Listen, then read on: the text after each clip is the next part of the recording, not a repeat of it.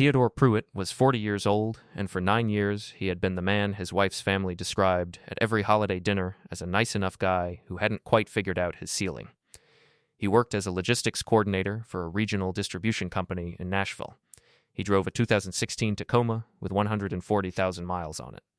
He wore the same 3 button-downs in rotation and packed his lunch in a soft-sided cooler his father had given him in 2008. Camille's mother had once said at Thanksgiving that Theo was the kind of man who would always be reliable, which in the Pruitt-Beaumont family vocabulary was the gentlest available way to say small. Camille had laughed at that. Theo had passed the cranberry sauce. The Tuesday morning she handed him the divorce papers in the kitchen. She did it with the air of a woman performing a long rehearsed scene. She wore a blazer she did not usually wear at home. She had done her hair. Her attorney, she said, would handle everything from here. She wanted the house. She wanted the savings. She wanted half of his pension. She wanted, given the disparity in their lifestyles she had endured, a generous settlement that reflected 9 years of carrying the social weight of the marriage. She said the word lifestyle like it was a verdict. Then she said the line she had clearly been waiting to say. My attorney already reviewed everything, Theo. I'm telling you this kindly. You have nothing. Don't embarrass yourself. She set the papers on the counter next to his coffee. She picked up her keys. She told him she would be at her mother's until he had moved his things into the guest room. Then she left. Theo stood at the counter for a long moment. He looked at the papers. He looked at the wedding photograph on the refrigerator, slightly crooked, because Camille's nephew had bumped it last Christmas and no one had straightened it since. He picked up his coffee. It was still hot.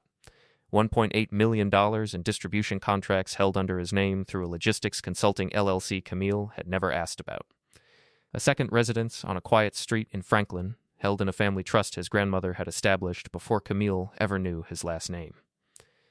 6 years of side consulting income, fully disclosed to the heirs, fully invisible to a wife who had never once looked at his tax returns, because she had always insisted on filing separately to protect her own credit. What Camille never thought to ask, not once in 9 years, was why her husband had a separate post office box, or why his grandmother's attorney called him twice a year, or what was actually in the gray accordion folder he kept locked in the steel cabinet in the garage. What happened next would cost Camille every assumption she had ever made about the man who packed his lunch in a soft-sided cooler. Before we jump into the story, comment where in the world you are watching from and subscribe, because tomorrow's story is one you need to hear. The kitchen was quiet after she left. Outside, the morning came in low and gray over the small backyard. Settling on the picnic table Theo had built 2 summers ago out of cedar he had milled himself at his cousin's shop in Murfreesboro. He carried his coffee to the back step and sat down. The grass needed cutting. The tomato cages in the garden bed were leaning slightly from last week's storm. He noticed these things the way he noticed everything, in a steady inventory that did not require him to react. His grandmother, Lucille Pruitt, had raised him from the age of 9 after his mother passed. Lucille had been a high school librarian in Jackson, Tennessee for 37 years, and a woman who understood the long arithmetic of patience better than anyone Theo had ever known. She used to say, with her hands folded in her lap and her eyes steady on whatever child needed studying, that the quietest people in any room were almost always the ones holding the most. She had passed 3 years ago. She had left him more than Camille had ever guessed. He went back inside. He read the divorce papers slowly, the way he read shipping manifests at work, line by line, marking nothing on the first pass and everything on the second. Camille's attorney was a man named Brennan Vasco, who ran a high-volume practice out of an office on West End. Theo had heard the name twice at parties. Vasco was the kind of attorney who specialized in extracting maximum settlements from defendants who did not know what they had. The petition was aggressive. It listed the house, the joint savings of $34,000, Theo's pension, and a request for $5,500 a month in spousal support for a minimum of 7 years. It described Camille as having sacrificed career advancement to support her husband's modest professional trajectory. It described Theo, in the language attorneys use when they have not actually met the person they are writing about, as a steadily employed but unambitious wage earner. He folded the papers and set them on the table. Then he opened the laptop in the kitchen drawer and pulled up the joint checking account. He scrolled back 24 months. He found what he was looking for in less time than he expected. $11,400 had moved out of the joint account over the past 16 months in transfers Camille had labeled as gifts to family or wedding contributions for cousins he could not remember her ever mentioning. The transfers went to a personal account in her name that he had never seen on a statement because she filed separately and kept her own accounts on a separate banking app. He photographed the screen, he logged the dates, he moved on. He went out to the garage. The steel cabinet was bolted to the concrete wall behind a pegboard of tools. He opened it. He took out the gray accordion folder his grandmother's attorney had given him 8 years ago, 3 months after he had married Camille. Lucille had been alive then, and lucid, and she had said something he had remembered every year since. Theo, this is yours. It is not hers. It will never be hers unless you decide otherwise. If you decide otherwise, you do it on paper, in daylight, with your eyes open. Not because someone asked sweetly. He had nodded. He had signed nothing over. He had kept the folder in the cabinet for 8 years. Inside were the documents establishing the Pruitt family trust, the deed to the Franklin property his grandmother had purchased in 1994 and quietly transferred to the trust in 2012.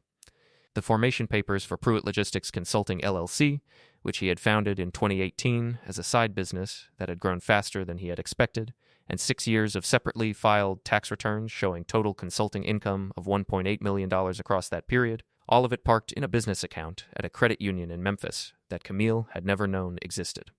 He looked at the folder for a long time.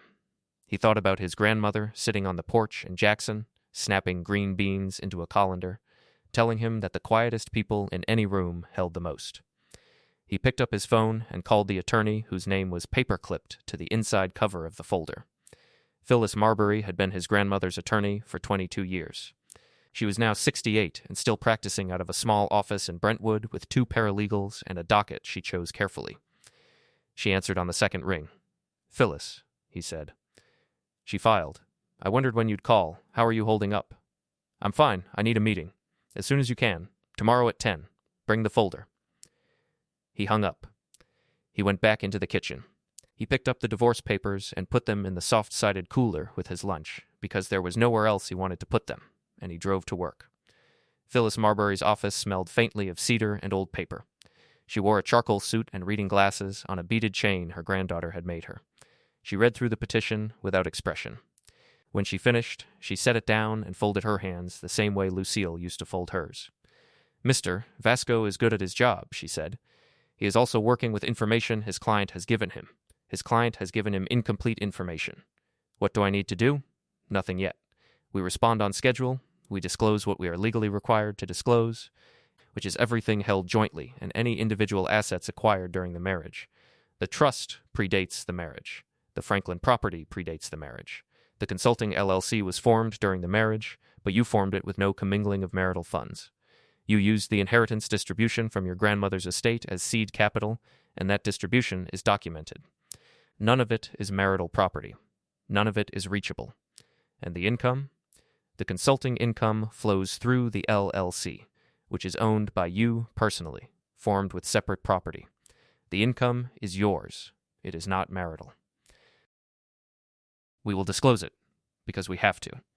But disclosure is not the same as availability." She took off her reading glasses. "Theo, I am going to ask you something, and I want you to answer carefully. Has Camille ever, at any point in the marriage, contributed labor, money, or expertise to the LLC? No. Has she ever attended a client meeting, edited a proposal, made a phone call on its behalf, or used the company credit card for personal expenses? No. Has she ever even acknowledged the LLC exists? She doesn't know it exists." Phyllis nodded slowly. "Then she has no claim, not a colorable one. Mr. Vasco will discover this in discovery, and he will recalibrate. But he will recalibrate after he has already overplayed his hand publicly. Let him." Theo sat back. There's something else. He told her about the $11,400 in transfers. He showed her the screenshots. She studied them for a full minute. "Find out where it went," she said. "If it went to her alone, we note it and move on. If it went to a third party we need to know about, that changes the conversation. How do I find out?" "Dorian Webb. I'll have him call you this afternoon." Dorian Webb was a former federal investigator who now ran a small forensic practice out of a building 3 blocks from Phyllis's office. He called Theo at 3:14 that afternoon. By Friday morning, he had answers. The $11,400 had gone, in stages, to a man named Callaway Reyes. Reyes was a real estate agent in Brentwood who had recently filed paperwork to form a property management partnership. The partnership had 2 listed members, Reyes and Camille Pruitt Beaumont. The partnership had been registered 11 months earlier. It currently held an option to purchase a duplex in East Nashville, with closing scheduled for the week after Camille's divorce filing. She had been building an exit with a man named Callaway Reyes for almost a year. She had used joint marital funds to do it. She had not disclosed the partnership in her divorce petition. She had not disclosed the duplex. She had not disclosed Reyes. Theo read Dorian's report twice. Then he called Phyllis. "We have her," he said. "We do. But we do not move yet. Let Mr. Vasco continue. Let her continue." The longer she operates on her current assumptions, the cleaner the record becomes. That weekend, Theo moved his clothes into the guest room, as Camille had instructed. He did it without complaint. On Saturday, she came back to the house with 2 of her cousins to collect some of her things. She moved through the kitchen like a woman who had already won. She asked him, with a kind of practiced softness, whether he had spoken with an attorney yet. "I have an appointment Monday," he said. "Good. I hope they're reasonable with you. Brennan is not unkind, Theo. He just understands the realities. I'd rather we settle this quickly. For both of us. I'd like that too." She kissed his cheek as she left. He did not flinch. He did not react. He closed the door behind her and went back to the picnic table he had built and finished his coffee in the late afternoon sun. The mediation was scheduled for 3 weeks later in a conference room in a building on Church Street. Theo arrived 10 minutes early in a navy suit Phyllis had asked him to wear. He had not worn a suit since his grandmother's funeral. It fit better than he remembered. Camille arrived with Brennan Vasco and a binder. She wore the cream blazer again. She did not look at Theo as she sat down. Vasco shook Phyllis's hand the way attorneys do at the beginning of mediations, polite and slightly condescending, the handshake of a man who has not bothered to look up opposing counsel's record. The mediator opened the session. Vasco laid out his client's position. The house. The joint savings. Half the pension. Spousal support of $500 a month for 7 years. He made his closing argument early, which was a tactical choice Phyllis later described as generous of him. "Mr. Pruitt," Vasco said, looking at Theo directly for the first time, "I want you to understand something. We have reviewed your financial picture in full. Your salary, your pension, the joint savings, the home. You are not in a position to negotiate downward from these terms. My client has been more than fair. I'll be direct with you. You have nothing. Don't embarrass yourself by pretending otherwise." He said it the same way Camille had said it in the kitchen. The same rehearsed line, the same studied condescension. Phyllis did not respond immediately. She let the sentence sit in the room. Then she opened a folder in front of her, removed a single document, and slid it across the table. It was the Tennessee Secretary of State filing for Reyes Beaumont Property Partners, LLC. 2 listed members. Callaway Reyes. Camille Pruitt Beaumont. Date of registration 11 months prior to the divorce filing. Camille's hand went to her mouth before she could stop it. Vasco picked up the document. His eyes moved across it once. Then a second time. He looked at his client. She did not look back at him. Phyllis slid a second document across the table. The escrow contract on the East Nashville duplex. Then a third. The wire transfers from the joint marital account to Callaway Reyes totaling $11,400, with dates and routing numbers. Then a fourth. The forensic report from Dorian Webb documenting the timeline. She did not stop there. She slid across the trust documents, the deed to the Franklin property, the formation papers for Pruitt Logistics Consulting, LLC, the 6 years of separately filed tax returns showing consulting income totaling $1.8 million, the statement from the Memphis Credit Union, the estate distribution documentation showing that the seed capital had come from his grandmother's bequest and not from marital funds. She laid each one down in a measured rhythm. "Miss Vasco," she said calmly, "my client has nothing in the marital estate beyond what has already been disclosed. The home, the joint savings, the pension. He is willing to discuss equitable distribution of those. However, my client also has separate property predating the marriage and acquired through a documented inheritance, valued in total at approximately $4.2 million. None of it is reachable, none of it is marital. Your client, on the other hand, has failed to disclose a business partnership formed during the marriage using joint marital funds, an option contract on real property to be held by that partnership, and a personal relationship with her business partner that we will not require her to characterize on the record today. That failure to disclose is actionable. We are prepared to file a motion for sanctions and to seek a finding of dissipation of marital assets, which under Tennessee law will adjust the equitable distribution accordingly. Vasco set the documents down slowly. Camille tried to speak. Theo, I can explain. The partnership was just a small thing. I was going to tell you. I wanted to surprise. Phyllis raised one hand without looking at her. Mrs. Pruitt, please direct any statements through counsel. Camille's mother had come to the mediation as a support person. She had been sitting silently against the back wall. She stood now, picked up her purse, and walked out of the room without looking at her daughter. The door closed quietly behind her. Theo looked at Camille for the first time since she had sat down. He looked at her for a long time. Then he spoke. Not loudly, not unkindly, just clearly. You stood in our kitchen and told me I had nothing. You said it like you'd been practicing it. I want you to remember, when you think back on this, that I never lied to you. You just never asked. You spent 9 years deciding who I was, and you never once thought to check your work. He paused. You can keep the cream blazer. It suits you better than the truth ever did.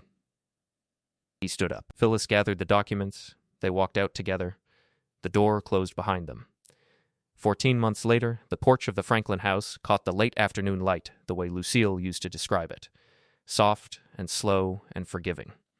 Theo had moved in 3 months after the divorce was final. He had hired no decorator. He had hung his grandmother's framed library card from 1962 in the entry hall, and beside it a photograph of her at 23 standing in front of the Jackson Public Library in a dress she had sewn herself. The kitchen held the cedar picnic table from the old backyard, refinished and brought inside as a breakfast table. Pruitt Logistics Consulting had expanded. Theo had taken on 2 associates and a new contract with a regional grocery chain that had pushed the LLC's annual revenue past $900,000. He had endowed a scholarship at Lucille's old high school in Jackson for first-generation college students. The first recipient, a young woman from Madison County, had written him a letter he kept in the drawer of the cedar table. He had met Diana at a small dinner Phyllis hosted in October. Diana was a 51-year-old pediatric speech therapist with 2 adult daughters and a quiet laugh. She did not ask him what he did for a living until the second time they had coffee, and when he told her about the consulting business, she had asked thoughtful questions about supply chains, and then changed the subject to a book she was reading. She came to the porch on Sunday mornings. She brought her own tea. Camille had not done well. The motion for sanctions had been granted. The partnership with Callaway Reyes had collapsed within 2 months of the mediation, after Reyes pulled out of the duplex deal and disappeared into a new venture in Atlanta. Camille had been required to repay $11,400 to the marital estate. The equitable distribution had been adjusted to reflect the dissipation, and she had walked away with the joint savings reduced to $9. 000 and no spousal support. Brennan Vasco had quietly dropped her as a client 3 weeks after the mediation. She was now working as an office manager for a small dental practice in Hendersonville. Her mother had not spoken to her in 9 months. Her sister had stopped returning her calls in April. Theo heard about these things through the small channels such information moves through. He registered them. He did not dwell. That afternoon, on the porch, with a mug of coffee cooling beside him and Diana inside humming something old and slow as she read by the window, Theo watched the light move across the lawn his grandmother had once walked barefoot, decades before he was born. He thought about Lucille at her kitchen table in Jackson, hands folded, eyes steady, telling him that the quietest people in any room were almost always the ones holding the most. Some men, he thought, spent their lives announcing what they had. The wiser ones spent their lives building it where it could not be taken. He picked up the mug. He stepped off the porch into the long, warm evening, unbothered, solvent, and finally, fully home. I hope you enjoyed that one. Be sure to like the video and subscribe so you don't miss the next story. I've picked out 2 more for you that I think you'll really like.